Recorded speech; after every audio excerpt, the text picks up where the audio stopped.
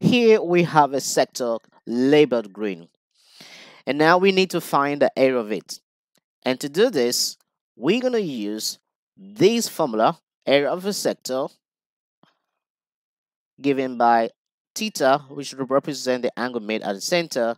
Divide this by 360 degree and multiply this by pi times the radius squared. Now r represent the radius and pi, of course, we need 3.142. So what we do to do is to take all these known values and substitute.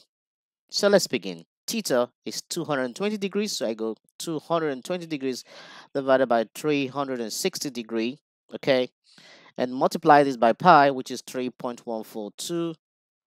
Multiply this by the radius, which is 10, so I have 10 squared. And now if you punch these values into your calculator, you're going to have 192.01 correct to 2 decimal place. And because we're dealing with the area, the metric unit is going to be in centimeters squared.